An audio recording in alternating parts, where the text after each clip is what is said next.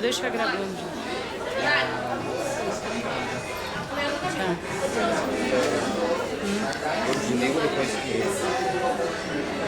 Isso. Só deixa mais um pouquinho baixinho, assim, só o lado do dedo. Sim, então, pra poder falar. É só baixar pra mim.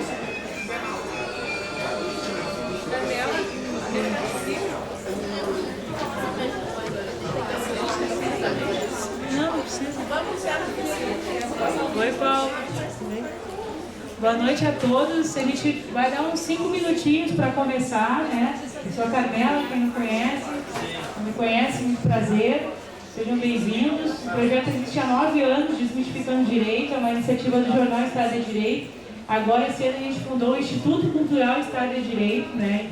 E a gente não fez ainda um lançamento oficial do Instituto em função ainda do trabalho, volume de trabalho e organização mesmo, tentando conseguir parceiros e, enfim, entidades para colaborar, inclusive na área de contabilidade, para nos ajudar a fazer, pelo menos aquela parte fiscal que tu tem que dar as certidões todos os meses, né, dizer o que está fazendo. Então, se alguém souber de algum contador que queira colaborar, né, como voluntário, a gente não tem ainda uma movimentação para ter uma despesa assim, né, que vai dar um trabalho muito extenso.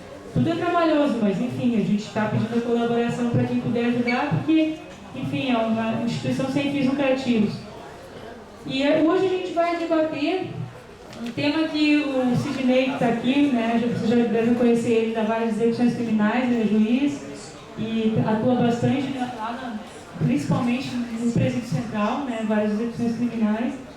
E a gente ficou pensando numa proposta de tema e ele falou que ainda não tinha tido oportunidade de conversar sobre esse assunto, né? Drogas. Afinal, o Brasil tem alguma política definida de enfrentamento sobre elas? Então, é esse o motivo que muitos que estão aqui já sabem, né, o tema, mas quem está na loja não sabe o tema, então estão convidados, o evento é gratuito, o certificado é entregue no final. Peço que vocês apresentem o documento de identidade, é importante. A gente não entrega documento certificado no final do evento sem apresentação do documento de identidade. E o atraso também é, no máximo, a gente vai passar o livro, 7h30 recolhe o livro, porque senão fica complicado a gente dar certificado para a pessoa que chega com 40 minutos de atraso, 30 minutos, enfim, mais que 30 minutos a gente não tem condições. Vocês estão vendo que meu esposo ali, o Thiago, e o meu estagiário, o Diego, estão passando a listinha para quem quiser colaborar com a campanha que eu mandei e-mail, liguei para muitas pessoas, né? O valor do equipamento para o kit de gravação, em média, R$ 1.600. Estou chutando por baixo esse valor, porque se eu fosse comprar só um microfone assim, bom, seria quase isso, até mais que isso. Né? Mas eu estou fazendo assim, tentando instrumentalizar inicialmente essas práticas que a gente faz e que possibilita, né, que a gente consiga fazer as apresentações tanto das crianças pelo espaço de expressão Lá Vem a Luz, que acontece no abrigo residencial 7, que esse ano foi contemplado pelo FUNPROAT, né, no edital Porto Alegre Amanhã, mas que não é também grande recurso que dê para a gente ter estrutura ainda de som. A minha câmera também já está com os probleminhas, várias coisas que a gente precisa adquirir. Mas estamos indo por etapas e eu compartilhando as necessidades e dividindo as minhas angústias com vocês, né? E por isso que eu peço para vocês colaborarem. Eu acredito que se cada um que está aqui hoje doar R$20, nós vamos conseguir todo o valor para comprar o kit. Então, por isso que eu estou pedindo essa colaboração de vocês, assim, para confirmar isso hoje aqui comigo e a gente conseguir juntos aqui, né, cada um contribuir um pouquinho, materializar. E a gente está passando essa lista, né, para quem já confirmou o nome, porque como o Diego ficou ligando, oi, aqui é o Diego, tal, no Estado de Direito, gostaria de confirmar se pode doar, né, alguns devem ter ouvido isso. A gente pegou os nomes de quem tinha confirmado já que iria fazer a doação, para facilitar ali na hora, né? Não precisa escrever o nome. Então, quem não confirmou e quer confirmar, anota o nomezinho no final e o valor que vai doar. 10, 20, 30, qual o valor que vocês quiserem doar. Tá bem? Então, só vou dar mais uns minutinhos. E esse vídeo que está rolando aqui foi no domingo, né, o quarto Festival de Música da Juventude de Porto Alegre. E a música que concorreu pela categoria Melhor Grupo, ela ganhou pela categoria Melhor Grupo. E foram quantas crianças, Thiago? 11 que cantaram?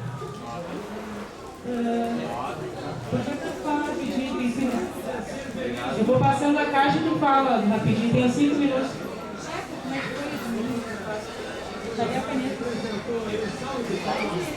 Já passou? Quem é que não passou? Esse evento foi a final do Festival Municipal da Juventude, né, o quarto festival. E a gente, com o projeto o Espaço de Expressão Lá Vem a Luz, onde estão desenvolvidas músicas dentro do Abrigo Residencial 7, que é a porta de entrada da rede de abrigamento da nossa cidade, assim. A gente foi classificado para a final com uma das músicas que a gente compôs lá, que chama Queremos Viver Feliz. E foram 9 crianças que participaram cantando, né, em cima do palco. Mas todo o abrigo se envolveu de uma maneira bem forte na questão de todo o preparativo de cartazes, os educadores, todos os educandos. Então, a gente conseguiu um apoio da Secretaria da Juventude, da FASC, que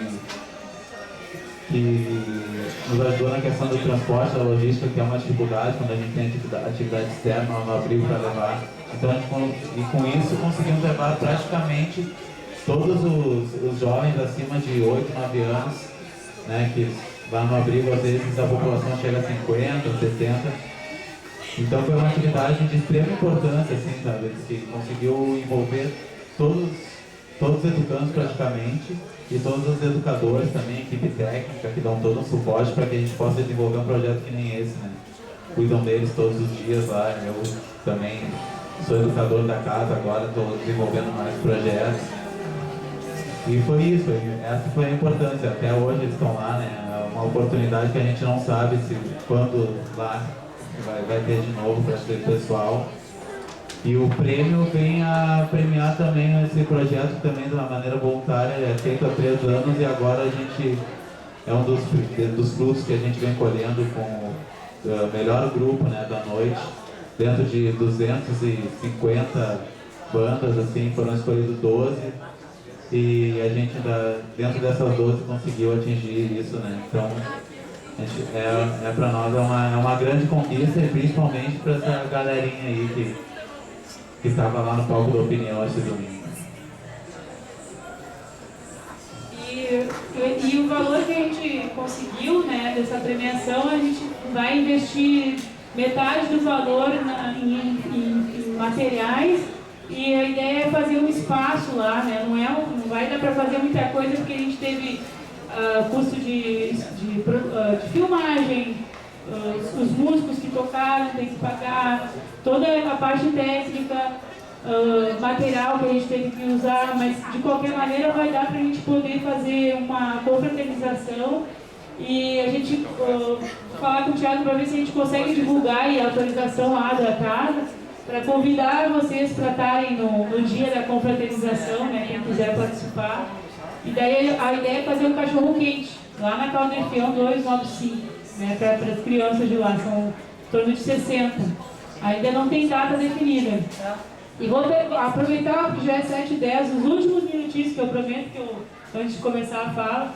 No dia 14 de novembro, lá no Presídio Central, vai acontecer o 3º ciclo de estudo de Direito no Cárcere. Não sei, alguns de vocês já foram lá? Não?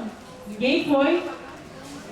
Não? Então é uma oportunidade de vocês ouvirem os integrantes do projeto, familiares e palestrantes que são colaboradores do projeto. E eu vou deixa eu ver a câmera, só deixa eu arrumar essa câmera que está dando um probleminha aqui, para eu poder ter 2 registros certos aqui. A gente convidou alguns integrantes do projeto que estão em liberdade hoje, né? E que estão batalhando para também, né? Inclusão, para trabalho. E tem voluntários, o Paulo é um deles que doou um teclado lá do projeto, tá aí colaborando, veio prestigiar o evento.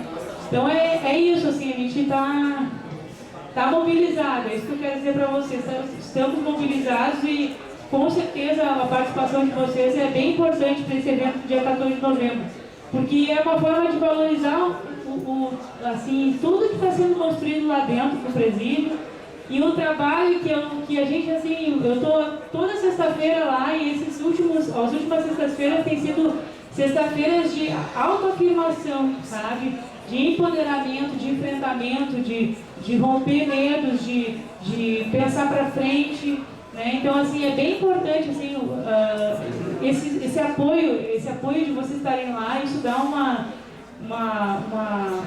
força para quem está lá dentro e se sente ouvido e valorizado. Então, eu acho que vocês vão estar contribuindo bastante, indo. E no ano passado a gente pedia de doação escova de dente e creme dental. Daí eu ainda estou conversando, até a Mara tá aqui, que ela é lá do projeto. Queria que levantasse aí, mas pode levantar um pouquinho. A Mara é do projeto, ela é responsável pela dependência química lá e trabalha na parte de assistência social junto com a Rosana, que é outra colega. E ela também contribui de forma fundamental para a reabilitação e reaproximação dos laços da família, né? Para eles poderem voltar, né? Com um norte, uma direção. Então, eu já estou conseguindo gravar aqui. Vou pedir para o Cleberson vir aqui, Cleberson. A minha câmera não está muito boa, vou sentar desse lado, antes de chamar o Sidney. Mas eu pedi que ele viesse porque eu acho que é uma forma de... As pessoas querem saber como é que... mas ele... mas dá resultado o projeto? Então eu vou pedir a atenção de vocês agora, para a gente poder começar. Pode ser? Tá bem. Então, assim, eu quero agradecer, Cleberson, por estar vindo hoje aqui. E também outros integrantes ficaram de vir, não sei se vão poder aparecer, mas se quem estiver aí for ex-integrante do projeto pode vir aqui também. E como eu te falei, queria que tu falasse como é que tu tá e o que o projeto, as sextas-feiras lá e o tratamento contribuiu para a caminhada de hoje, né? Como é que tu tá hoje? Obrigada por ter vindo de novo, tá? Boa noite, meu nome é Cleberson. Em 2012, através do Presídio Central, conheci o projeto Luz no Cárcere. Até então, eu era dependente químico. Eu era assíduo, eu usava muita droga. Aí então, foi através de um pessoal que já tinha participado do projeto, eu conheci o projeto Luz no Cárcere. Aí lá fui a conhecer a Carmela, uma pessoa que me ajudou também. Mas também lá dentro do presídio tem esse tratamento que eles dão pra gente, né? E lá era assim, toda sexta-feira era festa. A Carmela ia lá, todo mundo esperava, era festa. Ela também ajuda bastante a gente no incentivo moral, né? Que ajuda a gente a pensar melhor. Ela te prepara para quando for sair pra rua. E geralmente, eu vou te dizer uma situação que aconteceu comigo. Fiquei 21 dias no Vila Nova. Certamente, lá a gente recebeu visita. Eu recebi minha visita, minha avó levou R$50 para mim. Até então, eu estava afim do projeto. Quando eu peguei aqueles R$50, qual foi meu projeto? Chegar de volta na casa prisional e voltar para a galeria do fundo. O bom é que aquele dinheiro sumiu e roubado dentro do hospital. Não sei quem foi, estava drogado de remédio, né, no caso. Estava dopado. Aí então, eu cheguei no presídio e conheci o pessoal de lá. A gente chega lá, a gente não chega lá normal, a gente chega meio grog ainda do remédio, né? Mas daí me tornei dependente do remédio. Com o tempo fui aprendendo a me controlar. Aí parei com o remédio. Hoje não dependo de remédio, procurei ajuda própria, sem uso de remédio para parar com as drogas. Hoje estou bem gordo, eu pesava 45 quilos. Hoje, antes de vir para cá, me pesei numa farmácia 65 quilos e 800. Eu sou a prova de que o projeto funciona.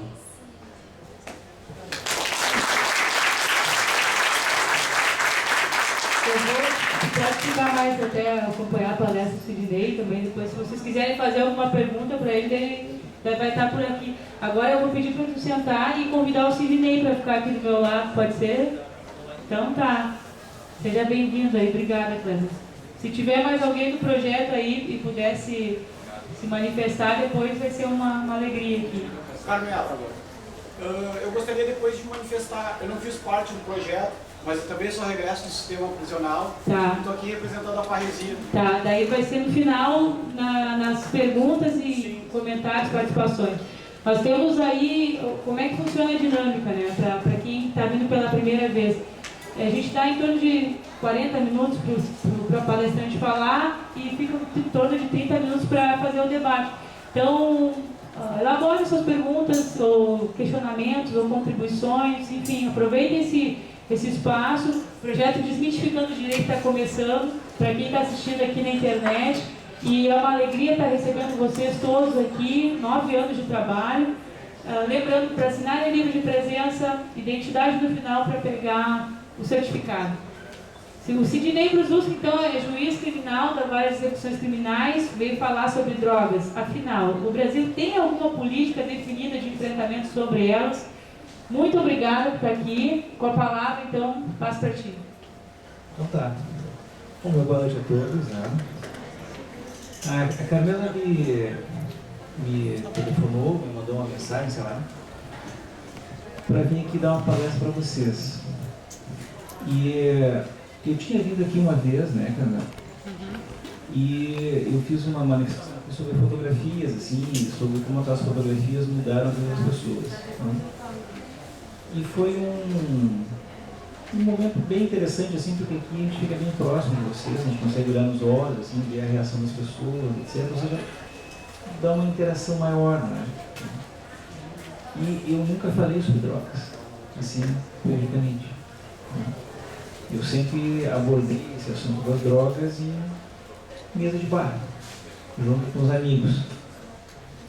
E de modo que aquela experiência pretéria que eu tive aqui, assim, nessa proximidade que nós estamos aqui, me encorajou, né, de vir aqui então pela primeira vez abordar sobre esse assunto assim publicamente. Né, de maneira que vocês são as minhas cobaias, e pelo que eu já me desculpo antecipadamente. Né. Eu não sou um estudioso do assunto, não sou um pesquisador, não sou um professor. Né. Eu sou uma pessoa que atua na área da justiça criminal há 17 anos, né, e que acabo recebendo esse problema das drogas, portanto, há quase 2 décadas. Né. Eu sempre atuei na área da execução penal, tenho 17 anos de atuação nos presídios. Então, faz 17 anos que eu acompanho as pessoas que são presas, condenadas por tráfico de drogas. E eu mesmo, pessoalmente, devo ter condenado centenas, algumas dezenas, centenas, talvez milhares de pessoas por tráfico de drogas, e devo ter soltado muito mais que isso, porque eu atuo mais na ponta de soltar do que na ponta de prender.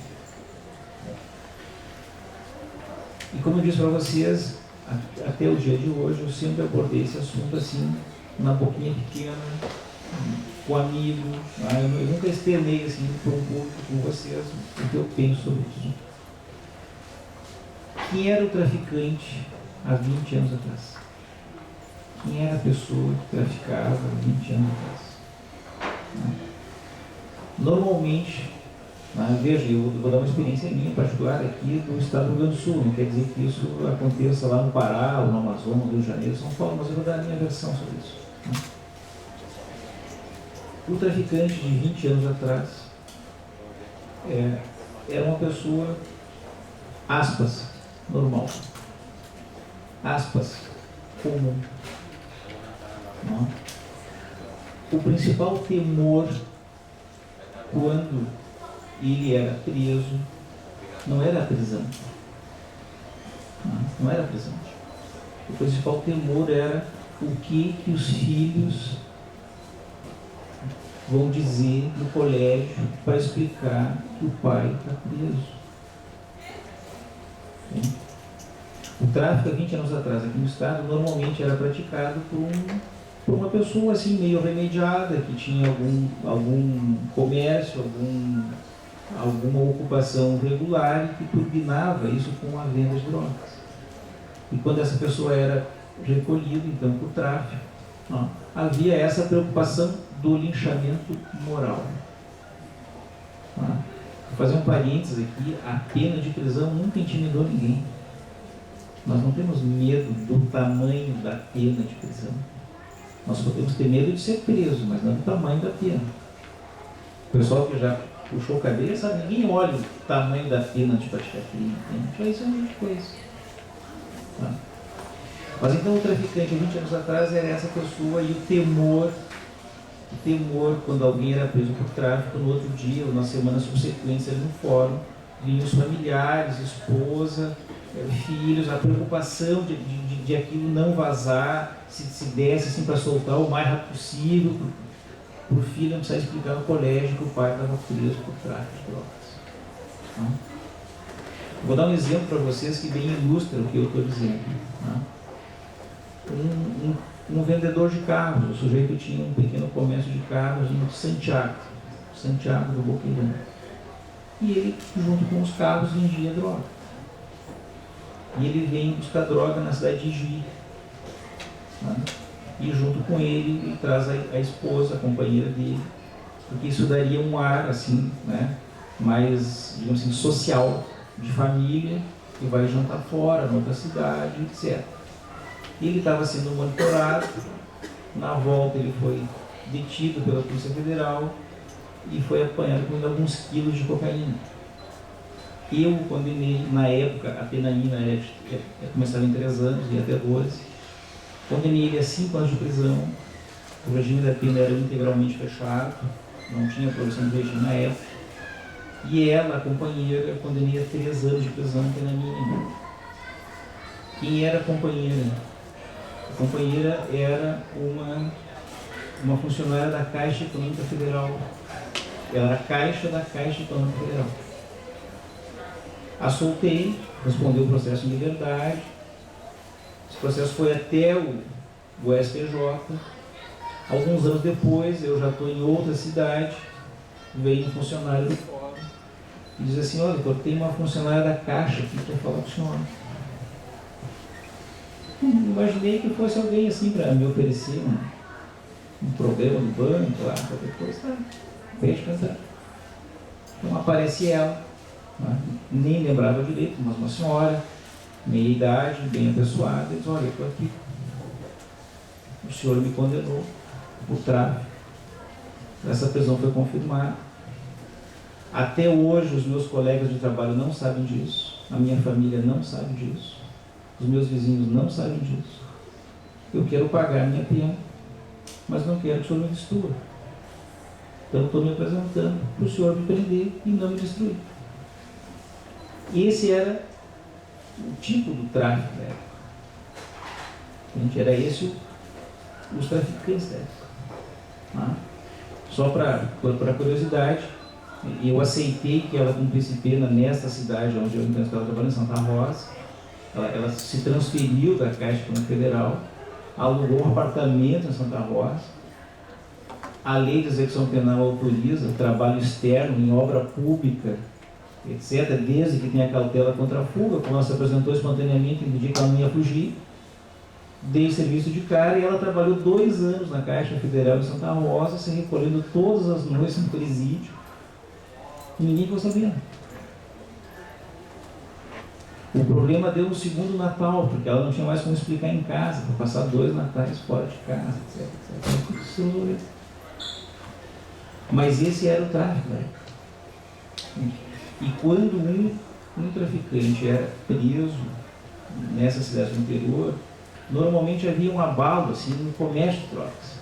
Aquilo dava uma parada. Tá? E demorava um tempo até que novamente surgissem comentários na cidade de que havia droga para serem vendidas, comercializadas, etc. Ou seja, era uma coisa esporádica, bem oculta. A polícia na época fazia campana, ficava observando o movimento das pessoas, etc. Raramente tinha escuta telefônica, mas era campana. Não havia, muito raro, praticamente inexistente, tráfico de drogas sendo combatido pela Polícia Militar. O tráfico era combatido essencialmente pela Polícia Federal e não pela Polícia Civil, ou seja, as pessoas presas por tráfico de drogas eram fruto de uma investigação. A Polícia Militar, a Brigada Militar, não atuava. Outra característica da época, todas as pessoas, ou praticamente todas, eram defendidas por advogados constituídos. A Defensoria Pública não atuava nos processos de tráfico. E esse era o traficante de 10, 15 anos atrás. Aonde que deu o problema aí? Tá? Quando o tráfico ou as drogas estavam, digamos assim, mais restritas a uma camada superior, tá? As pessoas que têm patrimônio, emprego, etc., foi indo. Quando isso veio para a classe menos favorecida, tá? Porque elas também gostam disso, tá? É que surgiu aquela história de que o tráfico é, ou era, enfim, sei lá, o argumento de que o tráfico é aquilo que gera todos os outros crimes, ou seja, as pessoas, os adolescentes, os meninos, etc., passar, não tendo dinheiro em casa, não tendo patrimônio, etc., passaram a buscar dinheiro no patrimônio alheio para então comprar droga. E aí surgiu aquela história de que se você combatesse o tráfico, por tabela combateria o furto. Nessa época veio aquela, vocês devem saber aqui, o chamado furto de CD de carro. Tá? O que mais tinha, furtava o CD, saía correndo, vendia, receptava para comprar droga. Ou seja, então o furto, né, alimentou por um período dessas pessoas. Né? Bom, na sequência disso, né, isso vai tomando conta, cada vez. E aí começa a atuação mais da Brigada Militar, prendendo ladrão, o tráfico, o incentivo, o crime contra o patrimônio, e a coisa vai tomando, digamos assim, uma dimensão maior. Uma dimensão maior, e nós, enquanto sociedade, passamos a exigir uma cobrança maior das autoridades no combate ao tráfico. Afinal, o tráfico está nos afetando porque alguém está nos roubando. E é assim que a coisa se desenvolveu. Eu vou dar um salto para o dia de hoje. Fazer um intervalo grande. Hoje, praticamente, quase que 100% das pessoas presas por tráfico são detidas pela Brigada Militar. Completamente diferente do que era 20 anos atrás. Hoje, o nosso traficante ele é preso a pé. Normalmente a pé. Camarada de carro dificilmente vai ser preso por tráfico. Isso no universo. Hoje, quase todas as pessoas presas por tráfico são defendidas pela Defensoria Pública, quando no passado não era. Então, o perfil das pessoas de hoje, comparado com os que eram antes, não é o mesmo. Nós temos aqui na região metropolitana 17 mil pessoas condenadas. 17 mil pessoas condenadas. Não são 17 mil condenações. Toda pessoa, quando é condenada, é formada uma guia de execução penal, e todas as condenações dela são ajuntadas nessa mesma guia. São condensadas nessa guia. Tá? Então, tem 17 mil pessoas condenadas, pode ter 100 mil condenações. Há 20 anos atrás, o número de pessoas presas por tráfico de drogas nos nossos presídios era na casa de 5% da massa carcerária. 5%. No Presídio Central, no início do ano passado, quando nós tínhamos ali 4 mil e poucos presos, a metade do Central estava lá preso por tráfico de drogas. Era 5%, hoje é a metade. No entanto, nessas 17 mil pessoas condenadas por tráfico, só 5% tem 2 condenações por tráfico. A incidência específica no tráfico de drogas aqui em Porto Alegre, na região metropolitana, é 5%. Isso quer dizer o que, assim, numa comparação rasteira, que de certo modo as pessoas que traficavam no passado e as que traficam hoje, do ponto de vista percentual, não mudaram. O que mudou é a quantidade de pessoas que nós estamos levando à prisão pelo tráfico. Não sei se eu consegui me fazer entender isso. Ela não entendeu aqui. Tá? Vamos repetir. Há 20 anos atrás, 5% da massa carcerária estava lá por tráfico de drogas. Hoje, quase metade. Porém, das pessoas que estão presas por tráfico, só 5% tem 2 condenações por tráfico, ou seja, um traficante reincidente. Aquele que reincide na conduta do tráfico. A maioria das pessoas que nós estamos presas por tráfico de drogas, o que ele é? Ele tem um 5.7 em tráfico, ele tem um homicídio em um tráfico, ele tem um 7.1 em um tráfico, ele tem um 5.5 em um tráfico. Mas ele não tem 2 tráficos. Só 5% do universo dos nossos presos. Não. Bom, e nós passamos então quando o tráfico afetou o patrimônio, nós passamos a exigir um combate mais rigoroso contra o tráfico e passamos a exigir uma lei mais dura contra o tráfico. Isso é uma tendência nossa de querer endurecer a lei e de acreditar que endurecendo a lei nós vamos reprimir. Isso se tornou, digamos assim, essa avalanche de pessoas consumindo e usando drogas, acabou também mudando, houve uma certa migração. Tá? O que acontece? O sujeito que há 15 anos atrás subtraía alguma coisa para si, que é o tipo penal, o tipo do furto, há 15 anos atrás ou 10 anos atrás, ele subtraía aquilo para conseguir um dinheiro para comprar droga. Hoje, o sujeito vende droga e compra com essa venda aquilo que antes ele ia furtar. Tanto que nós praticamente não temos mais pessoas presas por furto. Houve uma certa migração. Isso nas prisões femininas, então, é um horror. Só que nas mulheres a migração é um pouco diferente. O chamado furto de loja, que ainda aquelas mulheres que vão nas lojas ali e furtam, ainda existe. Mas nós temos muito mais mulheres hoje mantendo famílias com o tráfico do que furtando. Uma vez eu atendendo uma presa jovem, bonita assim, né? Bem apessoada, boa atenção, etc. Perguntei para ela: escuta, como é que eu ia parar aqui?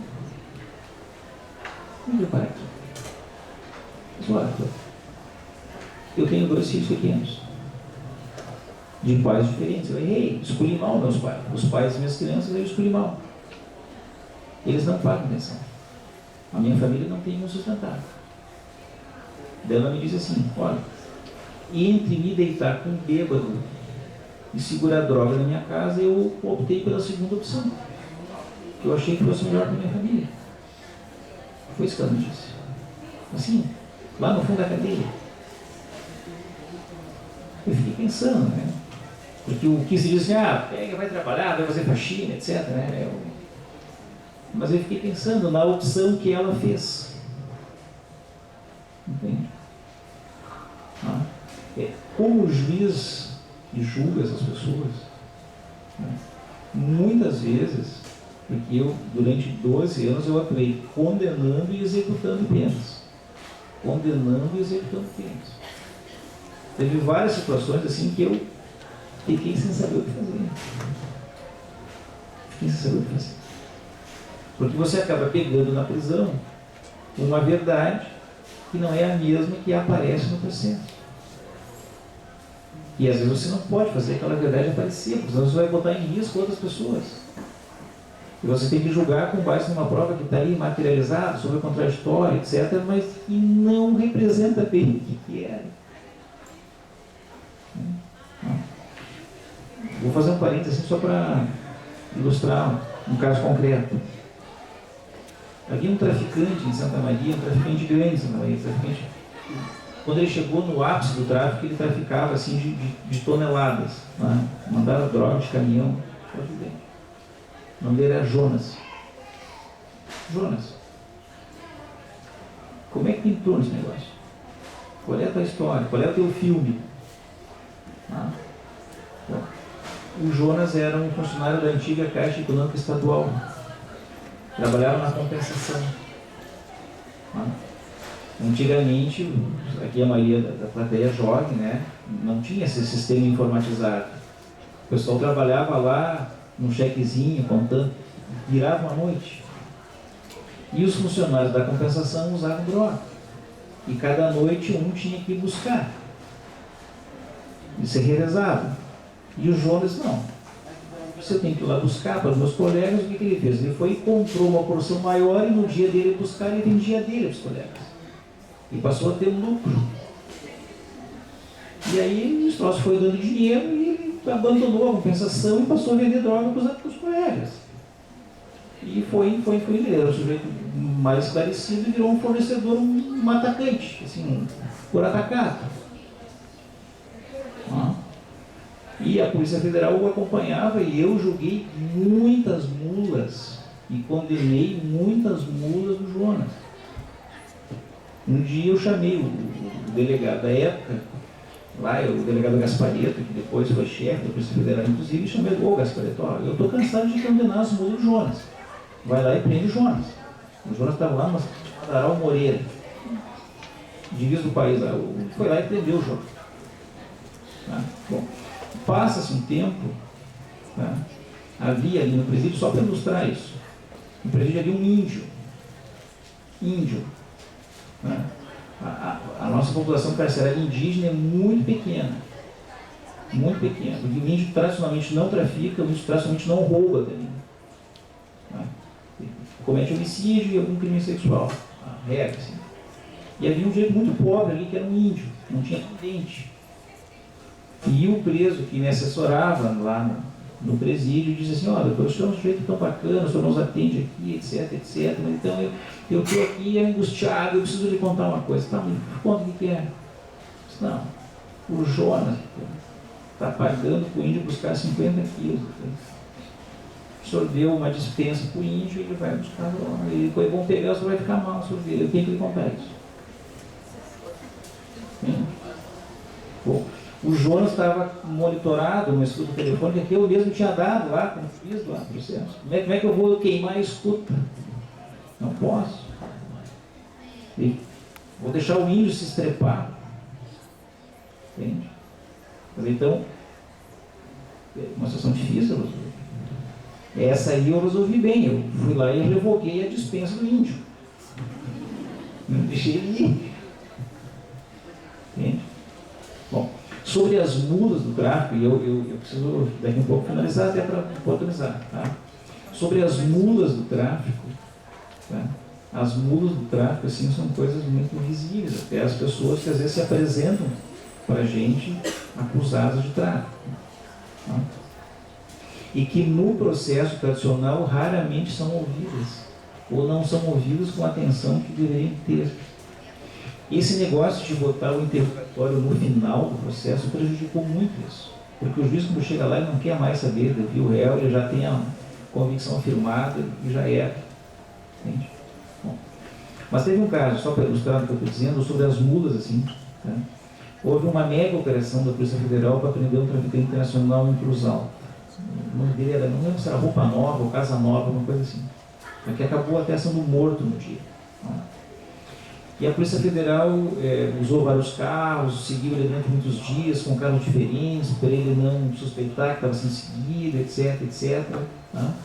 E no dia veio então um carregamento, um avião, veio de avião a droga, dava os rasantes, assim, dispensava os pacotes e tal. A polícia fez um mega cerco ali e pá, prendeu os caras. Entende? No jornal da época saiu a seguinte frase: Polícia Federal desbarata quadrilha internacional de drogas. Essa foi a manchete.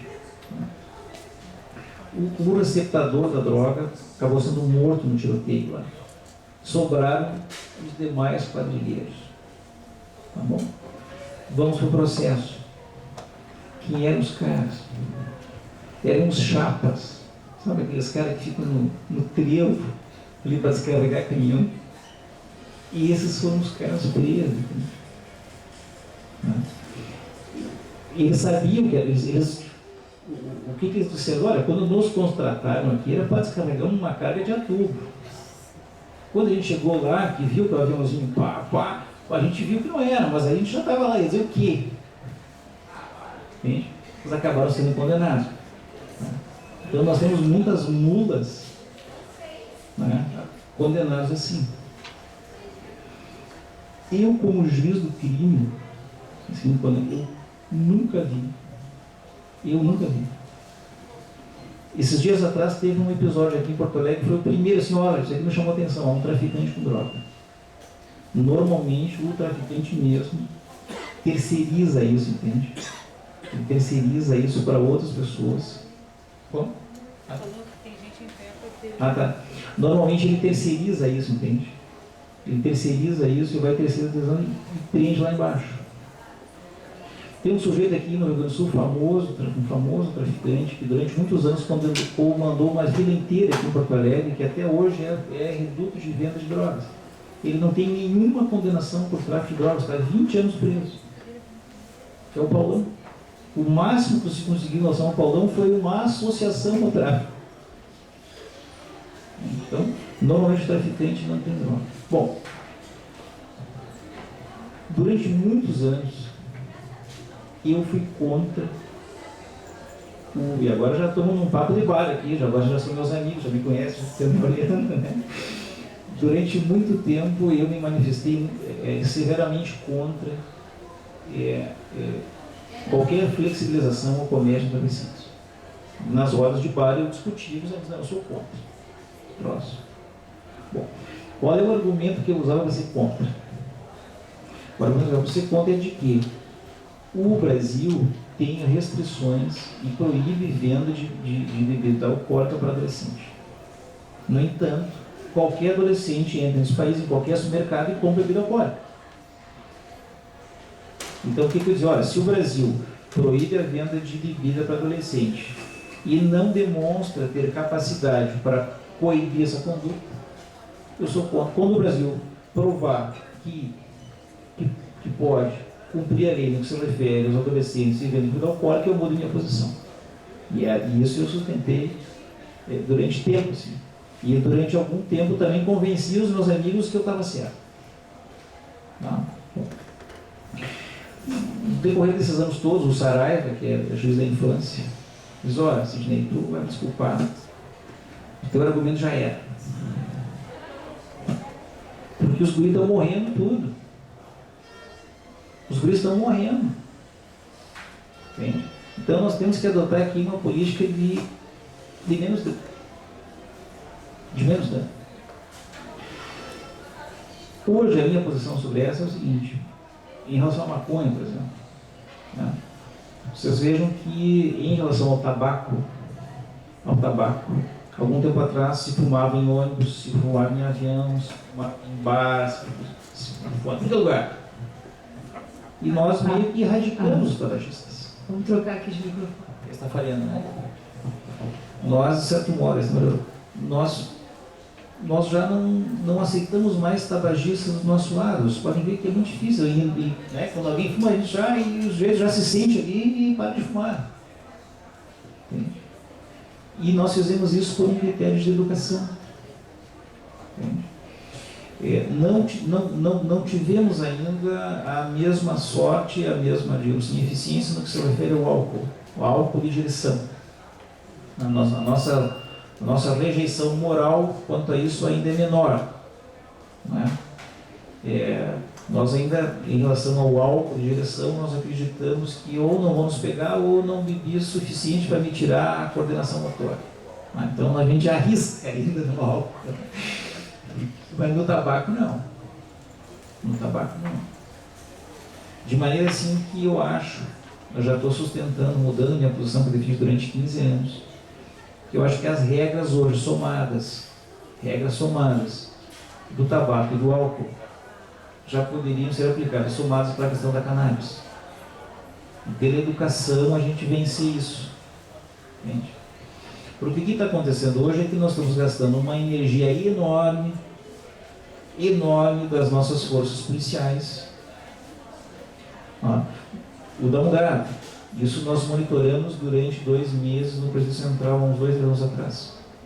93% dos flagrantes das pessoas presas aqui em Porto Alegre, na região metropolitana, foram apresentadas no Central pela Polícia Militar. Portanto, policiamento ostensivo, 93%. Ou seja, as outras polícias somadas, na época pesquisada, prenderam menos que 10% em comparação com a Polícia Militar. Quem é que a Polícia Militar prende? Quem ela vê. quem ela enxerga. E nós estamos usando a nossa ferramenta de policiamento para prender traficante a pé, que não impacta nada no comércio de drogas, e abarrotando as nossas prisões. Ok. Mas e o crime violento? É essa força que nós estamos canalizando quase que inteiramente para combater esse crime. Na minha opinião, nós temos que pelo menos dividir.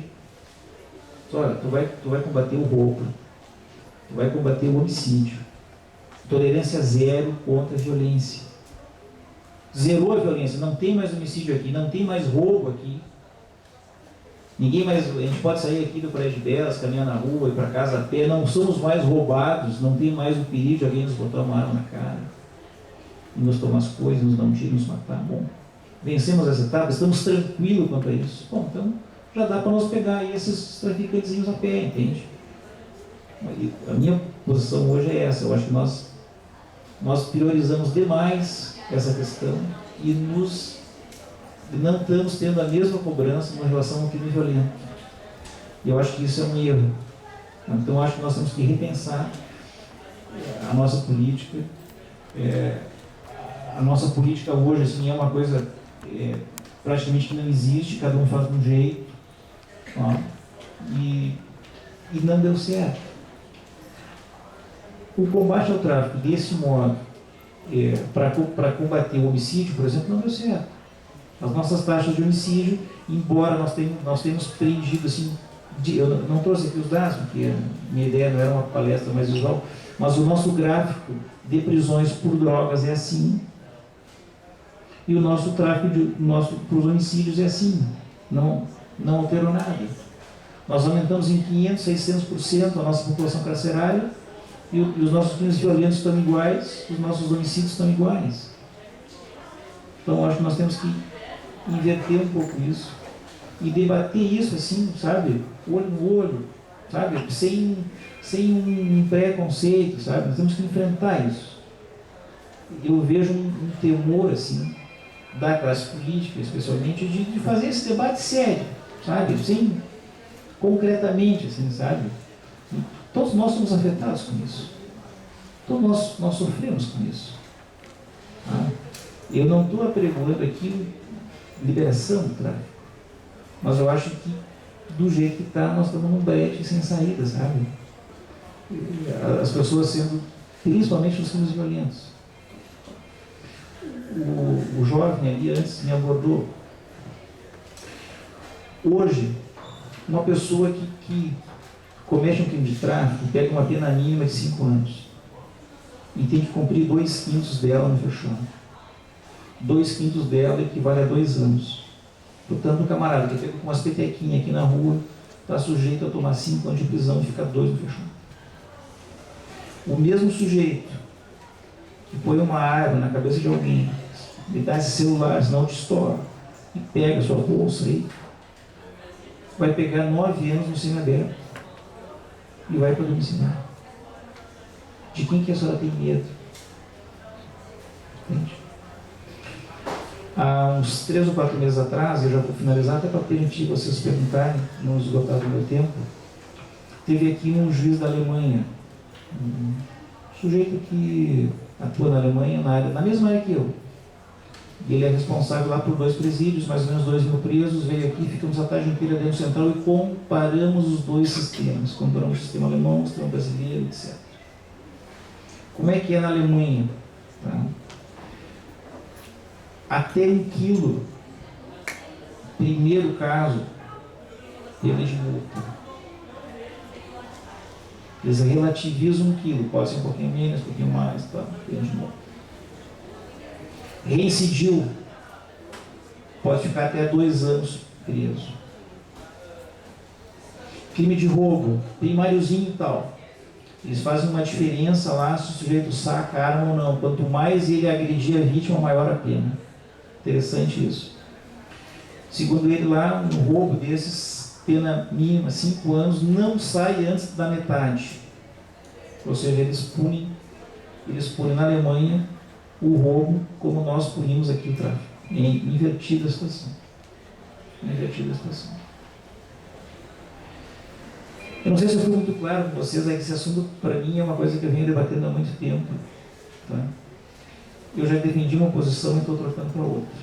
Eu acho que como está, não dá. Tá? E nós temos que conversar mais sobre isso com os nossos representantes políticos. Mas uma conversa assim, madura, adulta, sem preconceito, o que nós queremos. Entende? Eu acho que a nossa, repetindo, não quero, para finalizar, nós temos que ter uma tolerância zero, absolutamente zero, contra qualquer espécie de crime violento. Não dá para tolerar violência. Superada essa fase, enfrentamos-se outra. A questão da saúde, eu acho que temos que tratar mais a questão do viciado, do drogado, etc, mais na questão da saúde, porque quando o sujeito parou de usar, ele vai sair do crime. Ele vai sair do crime. E ele não para de usar na cadeia. Não para de usar na cadeia. As nossas prisões não estão preparadas para isso. No Presídio Central de Porto Alegre, menos de 1% dos presos não têm acesso a drogas. E não tem mais porque eles não querem. Por ato mais pessoal deles. Não porque o Estado impede.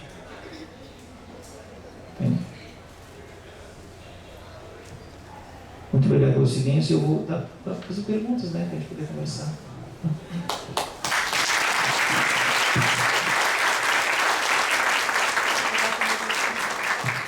Já vi duas pessoas que levantaram, vou passar já para quem veio representar também, mas antes de passar, quero dizer que até o momento a gente tem 45 doadores aqui.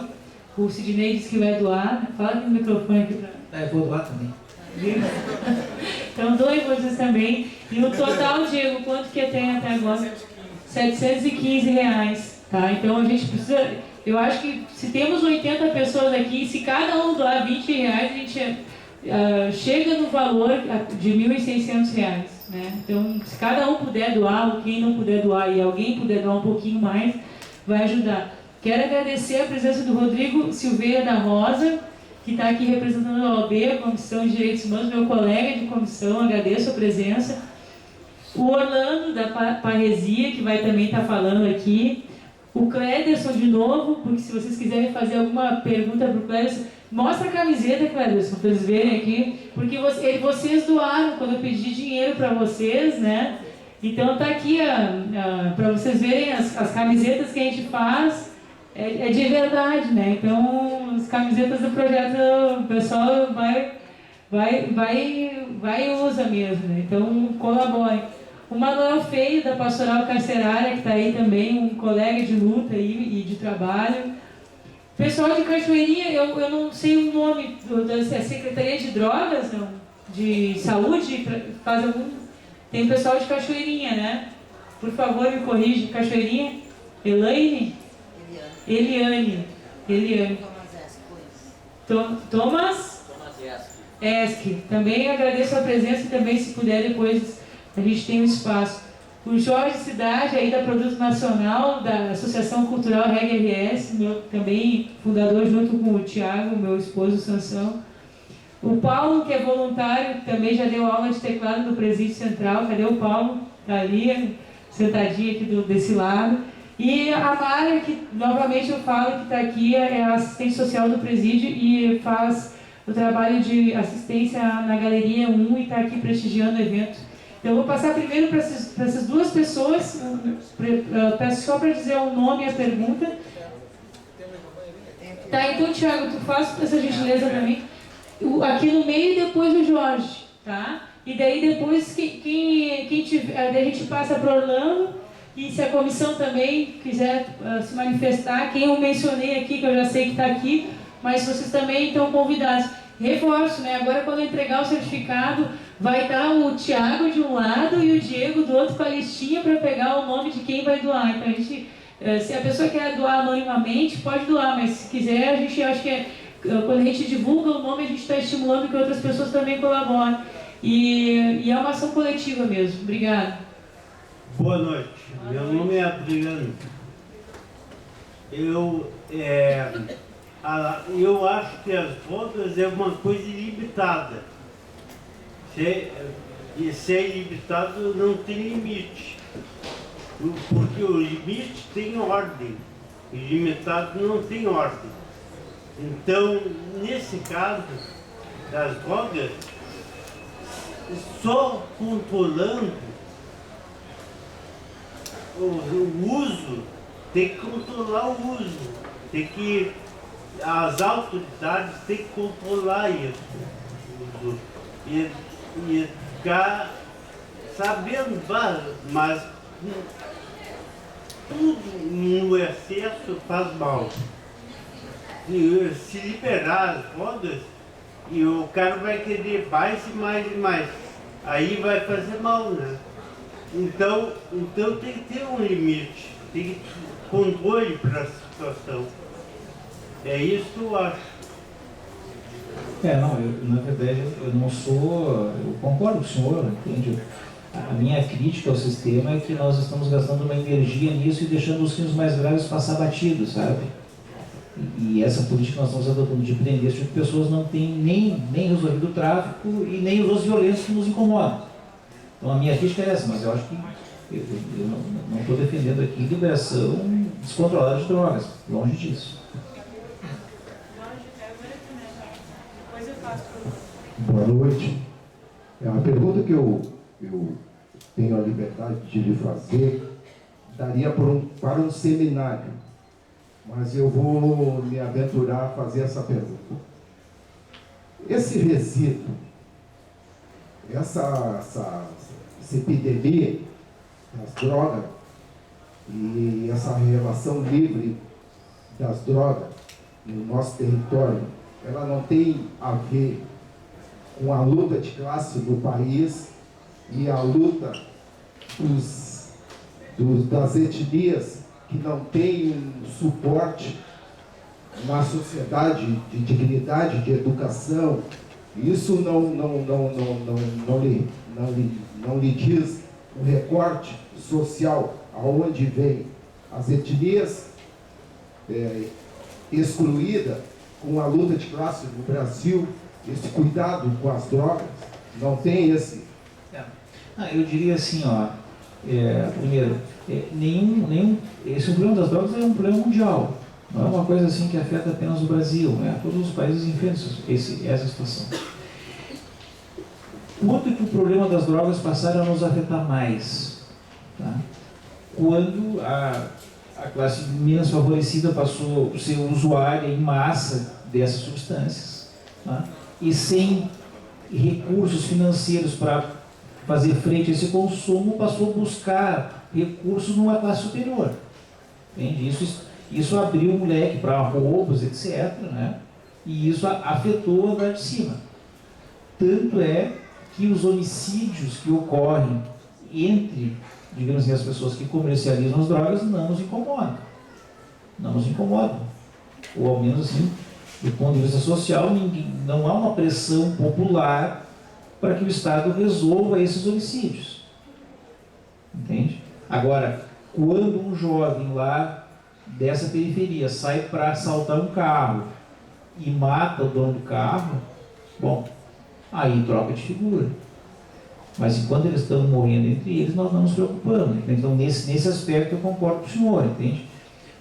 O problema das drogas eclodiu quando essa classe mais baixa foi usar, porque tem uma sensação boa, não tendo como, entre ela mesmo, suportar isso, buscou em cima. E aí estourou o problema.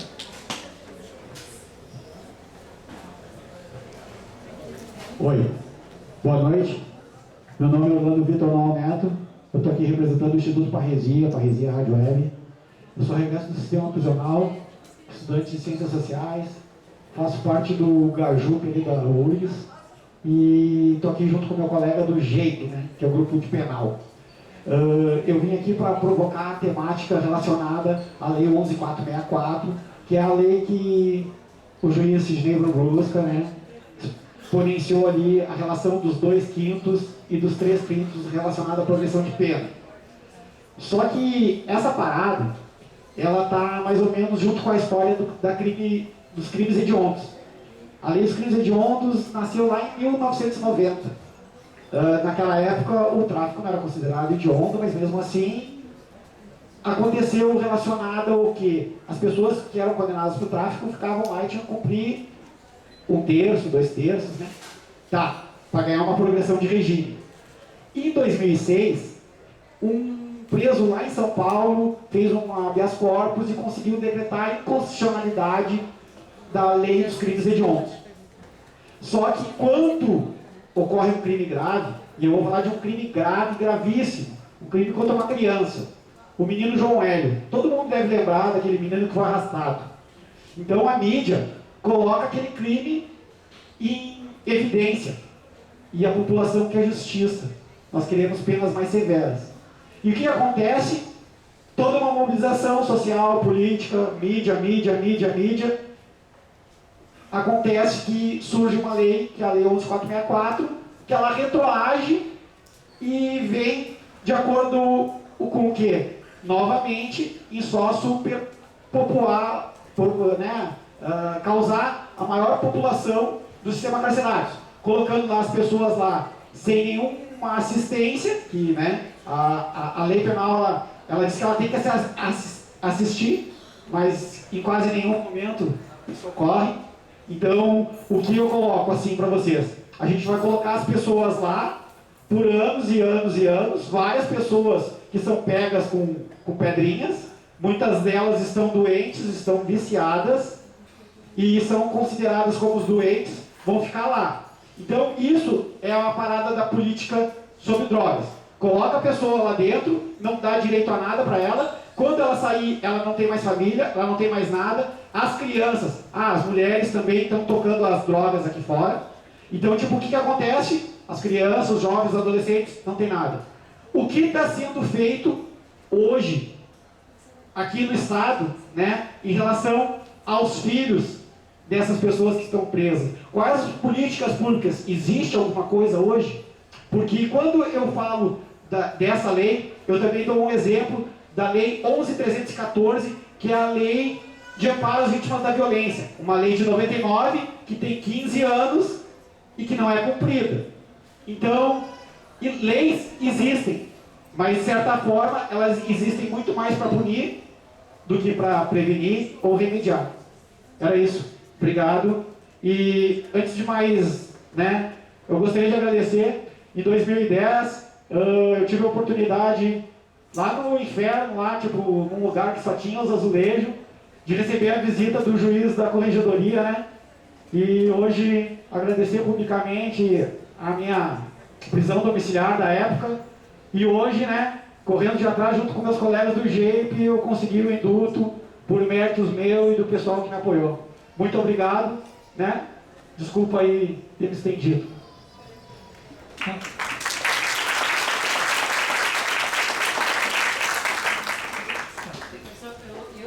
Eu que peço desculpa porque eu sou a chata, né? E tem um monte de gente para falar, mas é muito importante todos falarem que puder.